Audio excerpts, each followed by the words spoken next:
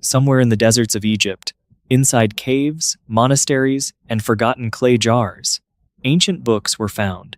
Books that spoke of angels falling from heaven, secret sayings of Jesus, visions of paradise, terrifying images of judgment, and stories many Christians have never heard in church. Some of these writings carried the names of Enoch, Mary Magdalene, Thomas, Peter, Judas, and other figures from the world of the Bible. Some sounded holy, some sounded strange. Some seemed close to the faith Christians knew. Others opened a door into a very different kind of Christianity, and that raises a question that is both historical and deeply spiritual. Why were these books left out of the Bible? Were they forbidden because they contained dangerous truths? Were they rejected because they were false? Or were they simply part of a much larger world of ancient writings, valuable, fascinating, but never trusted as scripture? To answer that, we have to step into a world before the Bible existed as one finished book. A world of scrolls, persecution, prayer, memory, debate, and communities trying to recognize the voice of God among many voices. Because the real mystery is not only why some books were left outside the Bible, the deeper mystery is why some books were allowed inside. When people hear the phrase forbidden books of the Bible, it immediately sounds like a hidden chamber has been opened. It sounds like there were sacred texts locked away in the shadows, removed from history by powerful hands, waiting for modern readers to finally uncover the truth. And to be honest, that is part of why this subject is so fascinating. There really are ancient books that did not become part of most Bibles. There really are Gospels outside the New Testament. There really are apocalypses, letters, visions, prayers, and stories that early Jews and Christians read, copied, debated, and sometimes treasured. Some were discovered in desert caves. Some survived in monasteries. Some were known only through fragments. Others were lost for centuries before returning to the modern world like voices rising from dust. But the first thing we must understand is this: not every book left out of the Bible was actually forbidden. That word is powerful, but it can also be misleading. Some books were rejected, some were disputed, some were respected, but not considered scripture. Some were accepted by one Christian tradition and not by another. Some were viewed as spiritually useful but not authoritative. And some were seen as teaching ideas too different from the faith handed down by the apostles. This is where the story becomes more interesting than a simple conspiracy. Take the books known as the Deuterocanonical books. These include writings such as Tobit, Judith, Wisdom, Sirach, Baruch, 1st and 2nd Maccabees, and additions to Esther and Daniel. Many Protestant Bibles do not include them in the same way, but Catholic and Orthodox traditions have long treated them with deep importance. So calling them forbidden would not be accurate. For millions of Christians, they are not lost books at all. They are part of Scripture. Then there are the Apocrypha, a broad term often used for books outside certain biblical canons. There are the Pseudepigrapha, writings attributed to ancient biblical figures like Enoch, Moses, or Ezra, even though their true authorship is uncertain. There are Gnostic writings, such as some texts found at Nag Hammadi, which often present salvation as secret knowledge and sometimes describe God, creation, and Jesus in ways very different from mainstream Christianity. And then there are early Christian writings like the Didache, 1st Clement, and the Shepherd of Hermas. These were not evil books. Some were respected, read, and valued. But respect is not the same as canon. A book can be wise without becoming scripture. A text can inspire a community without carrying the same authority as the Gospels or the letters of Paul. So the real question is not simply, what did the church hide? The better question is, how did ancient communities of faith decide which writings carried the authority of the sacred? Because before we can understand the books left outside the Bible, we have to understand the world in which the Bible was still being formed, a world of scrolls, temples, empire, persecution, hope, and believers searching for the true voice of God. To understand why some books were left outside the Bible, we have to step backward into a world that many modern readers never imagine. Today, we often picture the Bible as one complete book, bound between two covers, printed in chapters and verses, placed on a shelf, opened during worship, carried in a hand, or read from a glowing screen. But the ancient world did not begin with a finished Bible. It began with scrolls. It began with memory. It began with communities gathering in homes, synagogues, deserts, and cities, listening for the voice of God through texts copied by hand and passed from one generation to another. Long before Christianity emerged, the Jewish people already lived within a rich world of sacred writing. The law, the prophets, the Psalms, and other writings shaped prayer, identity, worship, and hope.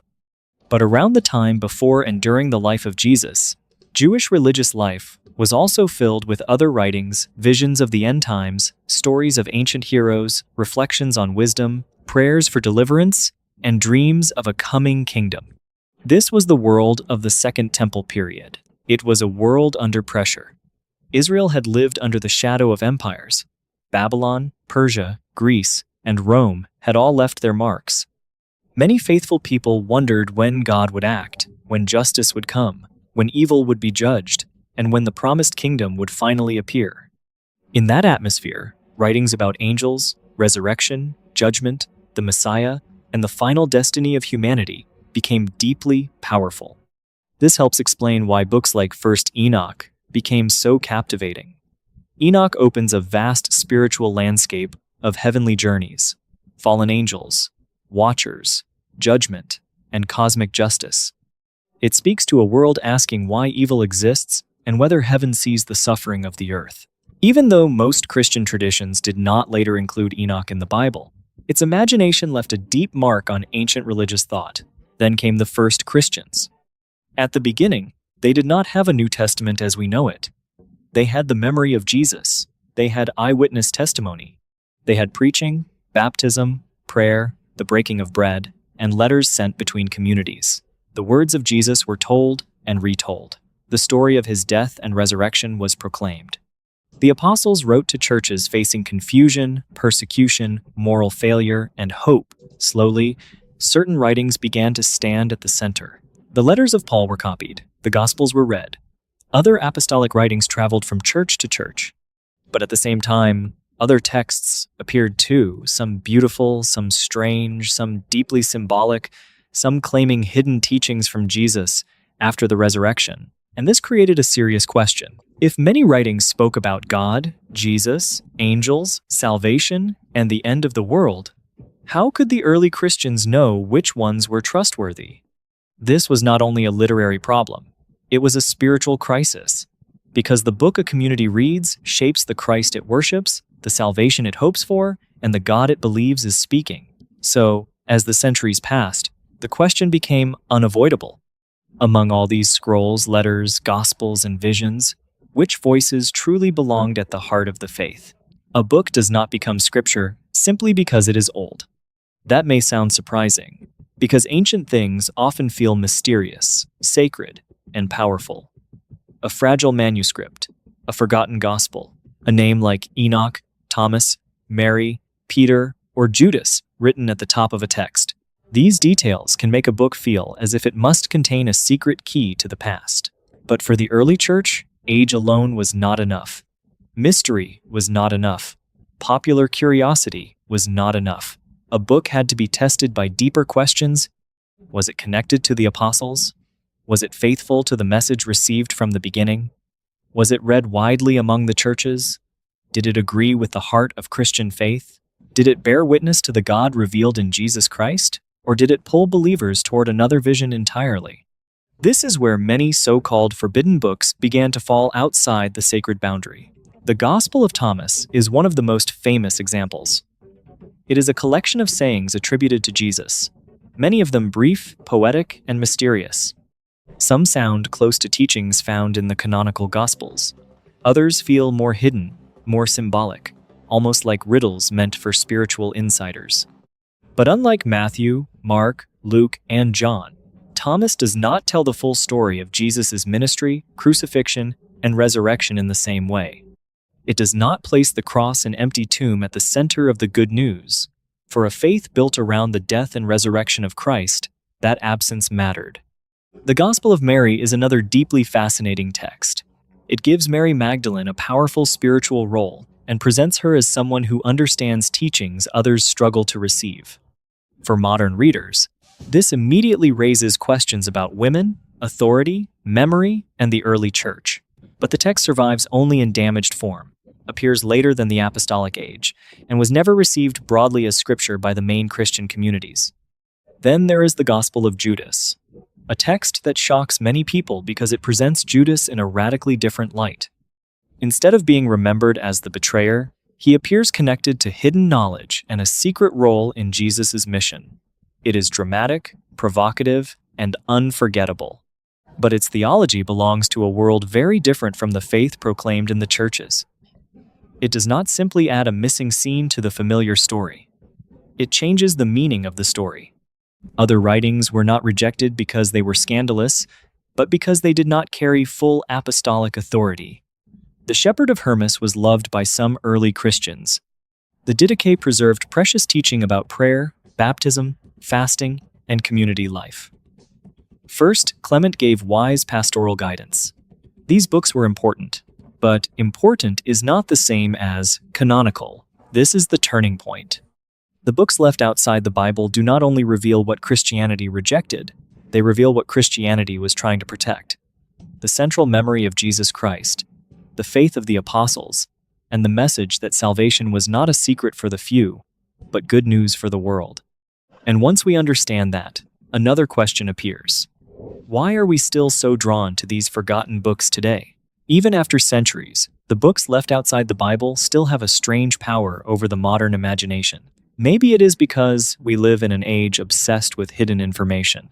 We scroll through endless claims, theories, discoveries, and arguments. We are told that institutions cannot be trusted, that history has been rewritten, that the real story is always behind a locked door. So, when someone says there are forbidden books of the Bible, something inside us immediately leans closer. We want to know what was left out. But beneath that curiosity is something deeper than entertainment. Human beings have always longed for hidden answers. We want to know why evil exists. We want to know what happens after death. We want to know if angels are real, if judgment is coming, if heaven remembers our suffering, and if God has spoken more than we were told. That is why books like Enoch fascinate us. They open the sky and fill it with watchers, heavenly courts, cosmic rebellion, and final judgment. They speak to the part of the human heart that looks at injustice and asks, does heaven see this? They do not stand at the center of most Christian Bibles, but they show us how ancient believers imagined a universe where nothing evil remained hidden forever. That is why the Gospel of Thomas draws attention. Its mysterious sayings feel like doors half opened. It gives the impression that truth might be found not only by hearing a story, but by unlocking a hidden meaning. For modern people raised in a world of secrets, symbols, and self-discovery, that can feel powerful. That is why the Gospel of Mary still moves many readers. It raises questions about memory, authority, and whose voices were heard in the early church. Even if it is not scripture, it forces modern readers to ask why certain figures were remembered clearly, while others stand in the shadows of history. But this attraction also reveals a danger. Not every hidden thing is truer than what is known. Not every mysterious text is deeper than a familiar gospel. Not every ancient book has the authority to reshape faith. Sometimes we mistake secrecy for truth. Sometimes we think a locked door must hide something more real than the open road in front of us. This is why the question of the canon still matters. The Bible was not formed simply to silence curiosity. It was formed to preserve a living witness, the story of creation, covenant, sin, mercy, prophecy, incarnation, cross, resurrection, and hope. It was not only a library of religious ideas, it became the sacred memory of communities who prayed these words, suffered for them, preached them, and handed them down. So the lost books can teach us. They can open windows into the ancient world. They can show us the fears, hopes, questions, and spiritual hunger of early believers. But they also remind us that faith needs discernment. Because the human soul is not only hungry for mystery, it is hungry for a voice it can trust. And that brings us to the final question. After all the lost books, disputed texts, ancient discoveries, and forgotten voices, what should we finally take from the writings left outside the Bible? In the end, the books left outside the Bible do not give us one simple story. They are not all dangerous. They are not all false. They are not all secret treasures. They are not all enemies of faith. Some are beautiful. Some are strange. Some are historically valuable. Some were loved by certain communities. Some were rejected because their teaching moved too far away from the faith Christians had received.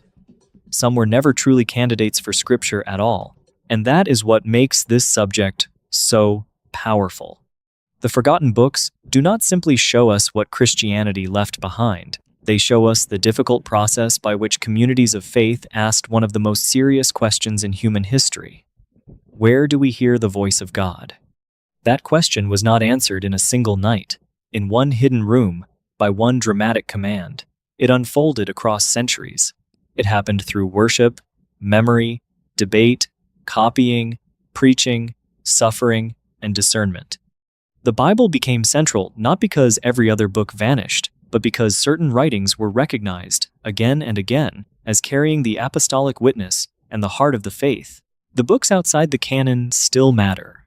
They help us see the world around the Bible. They show us the fears of ancient people, their longing for justice, their visions of heaven, their questions about evil, their fascination with angels, their hunger for wisdom, and their desire to know what lies beyond death. They remind us that the ancient world was not silent. It was full of voices, but not every voice became scripture. That may be the deepest lesson. A sacred book is not only a book that sounds spiritual. It is not only a book with mystery, beauty, or age. For the Christian traditions that formed the biblical canon, Scripture had to carry more than fascination. It had to carry faithful witness. It had to point the community back to the God of Israel, the life and teaching of Jesus, the cross, the resurrection, and the hope of salvation, offered not to a secret elite, but to the world. So perhaps the books left out of the Bible should not make faith feel smaller. They can make history feel larger. They can help us understand that faith was not born in a vacuum. It grew in a world of questions, rival teachings, persecution, longing, and prayer. It was tested by time. It had to learn how to listen. And maybe that is why this topic still speaks to us. Because we also live among many voices. Every day, we are offered new truths, secret truths, hidden truths, shocking truths. But the deepest human question remains the same. Which voice can be trusted with the soul? The forbidden books may open the door to curiosity. But the Bible asks a deeper question, not only what was hidden from us, but what has been faithfully handed down to us. So, after all the lost Gospels, ancient visions, disputed writings, and forgotten scrolls, maybe the mystery is not that some books were left outside. Maybe the greater mystery is that any words survived at all, copied by trembling hands, carried through persecution, read by candlelight, prayed over by generations, and kept alive as the sacred memory of a people still listening for God. And perhaps that is the question worth leaving behind. Do these lost books make faith feel more fragile, more mysterious, or more alive?